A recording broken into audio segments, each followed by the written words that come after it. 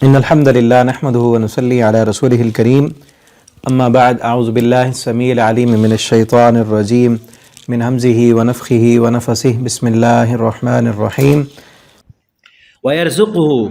من حیث، اور اللہ رزق دیتا ہے اس بندے کو جو اللہ سے ڈرے، اللہ اس کو رزق عطا کرتے ہیں من حیث لا یحتسب، ایسی جگہوں سے جہاں سے وہ گمان بھی نہیں کرتا۔ یہاں سے کیا معلوم ہوا؟ ایک تو رزق یہ ہوتا ہے نا، کھانا پینا،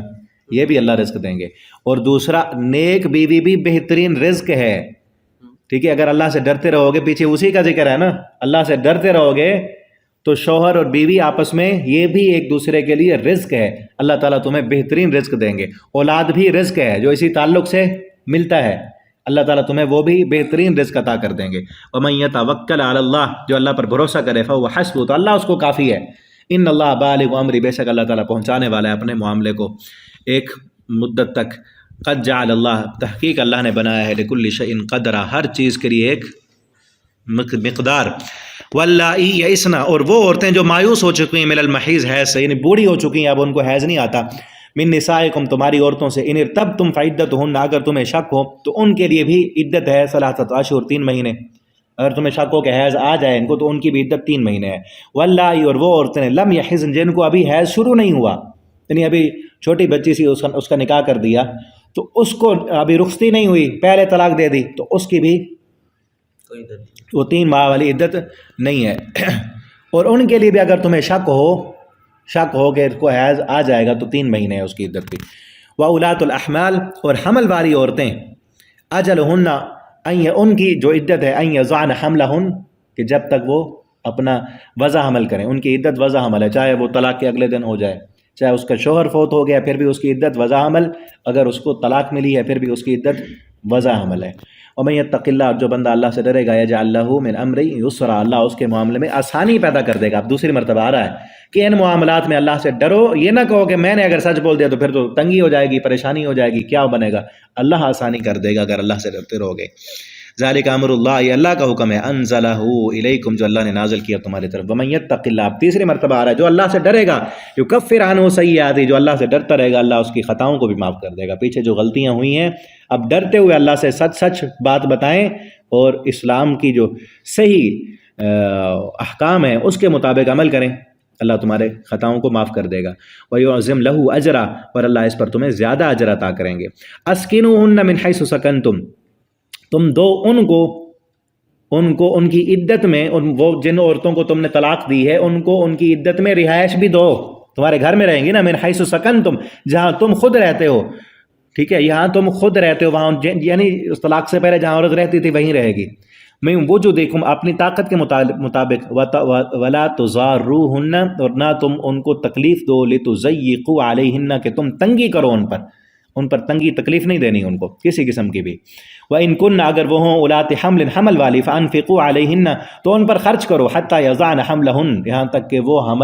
وضع حمل کریں، ٹھیک ہے، ان پر پھر بھی خرچ کرتے رہنا ہے، ان کو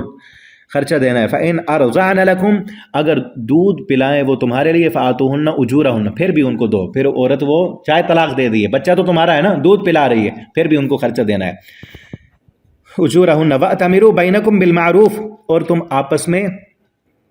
اچھے طریقے سے مشورہ کر لو آپس میں کہ کس طرح دودھ خود پلانا ہے، کسی اور سے پلوانا ہے، اور کہاں رہنا ہے، اچھے طریقے سے مشورہ کر لو۔ وَإِن تَعَاسَرْتُمْ فَسَتُرْضِعُ لَهُ أُخْرَىٰ، اگر تعاثرتم، وہ تنگی کی وجہ سے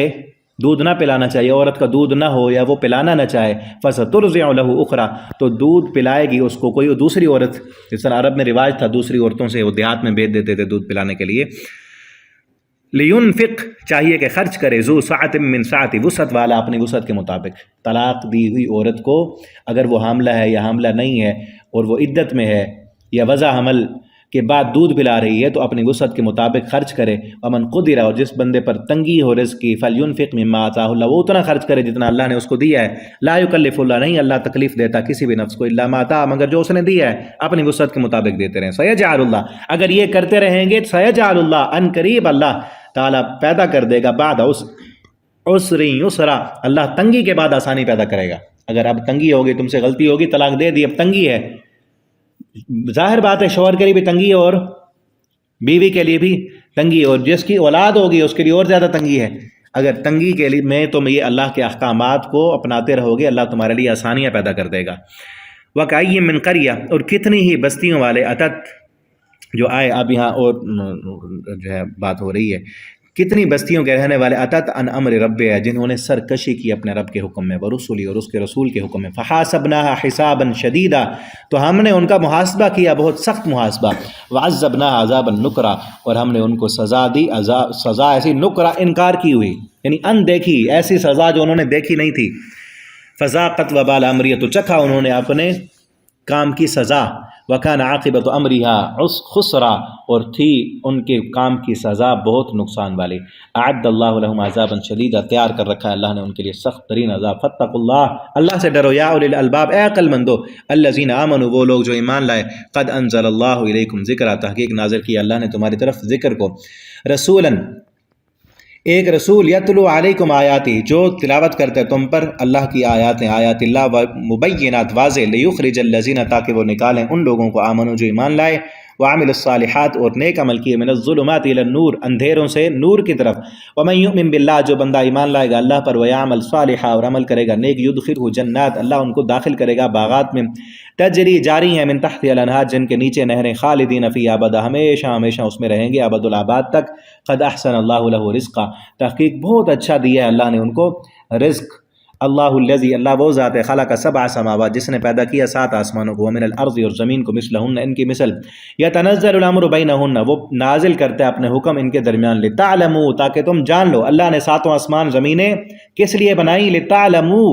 تاکہ تم علم حاصل کرو، یہ جان لو، ان اللہ علی کل شیء قدیر، کہ بے شک اللہ ہر چیز پر قادر ہے، وان اللہ، اور بے شک اللہ تعالیٰ نے، قد احاط بکل شیء علما، اللہ نے احاطہ کیا ہوا ہے ہر چیز کو علم کے اعتبار سے۔ آگے انشاءاللہ ہم اگلے سبق میں پڑھیں گے۔ آپ ان اسباق کو آگے دوستوں کے ساتھ شیئر بھی کیا کریں تاکہ آپ کے لیے صدقہ جاریہ بنے۔ انشاءاللہ کل کے سبق میں آگے انشاءاللہ ہم پڑھیں گے۔ والسلام علیکم ورحمۃ اللہ وبرکاتہ۔